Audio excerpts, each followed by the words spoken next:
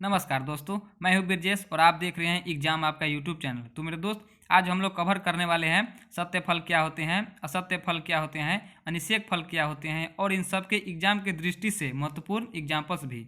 Topic तो काफ़ी छोटा है पर है बड़े काम का, क्योंकि मैंने इस टॉपिक से SSC, railway, JE, state police के एग्जाम में प्रश्न देखे हैं। बस आपसे पूछा यही जाएगा कि निम्न में कौन सत्य फल है, असत्य फल है, और आपको 4 ऑप्शन दिए रहेंगे। बस आपको वो ऑप्शन चूज करना होगा जो कि सत्य फल और असत्य फल का उदाहरण होगा। तो सबसे पहले हम देख लेते हैं कि सत्य फल क्या होते हैं। तो निषेचन के बाद अंडाशय से जो फल विकसित होते हैं उन्हें सत्य फल कहा जाता है। यानी फर्टिलाइजेशन के बाद जो फ्रूट्स आपका ओवरी से डेवलप होगा उन्हीं को हम ट्रू फ्रूट्स कहेंगे। तो ट्रू फ्रूट्स में आपको 5 एग्जाम्पल सबसे बढ़िया है वो आप याद कर सकते हैं, जैसे कि आम, नारियल, मक्का, तरबूज और मटर।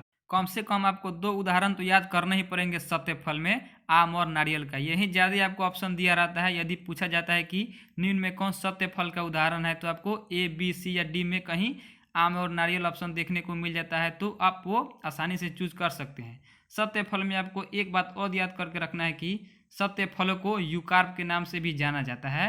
सत्य फलों को यूकार्प के नाम से भी जाना जाता है। दूसरा है आपके पास कि असत्य फल क्या होते हैं, फॉल्स फ्रूट। तो वैसे फल जिसका विकास अंडाशय से नहीं बल्कि पुष्प के अन्य हिस्सों से होते हैं। पुष्प के अन्य हिस्से जैसे हो गया आपका बाह्य दलपुंज यानी कैलिक्स, दलपुंज यानी कोरोला, पुष्पासन यानी थैलेमस। तो इसमें आपको बढ़िया बढ़िया एग्जाम्पल दिया है, जो कि है सेब, काजू, नाशपाती, स्ट्रॉबेरी, सहतूत, कटहल। तो इसमें आप कम से कम तो सेब का एग्जाम्पल याद कर ही सकते हैं, क्योंकि यही ऑप्शन आपको ज़्यादा दिया रहता है। यदि आपसे असत्य फल पूछा जाता है तो आप सेब को हमेशा याद रख लीजिए कि ये आपका असत्य फल है। इसके अलावा भी आप काजू, नाशपाती, स्ट्रॉबेरी, सहतूत, कटहल को भी याद कर सकते हैं। उसके बाद इसमें सेब से पूछता है कि सेब का कौन सा भाग खाया जाता है, तो सेब का पुष्पासन भाग खाया जाता है, क्योंकि यह पुष्पासन से ही विकसित हुआ है, इसलिए तो इसका नाम असत्य फल हो गया है। असत्य फल में भी आपको एक लाइन याद रखना होगा कि असत्य फलों को गौण फल या आभासी फल भी कहा जाता है। दूसरा इसका क्या नाम है,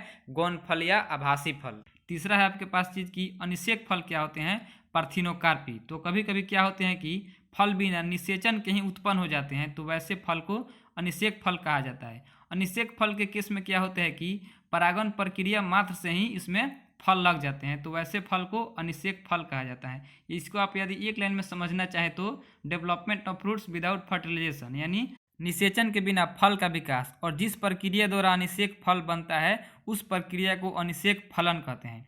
अनिषेक फल में आपको 2 बढ़िया उदाहरण है जो आपको याद रखना है, केला और अंगूर का।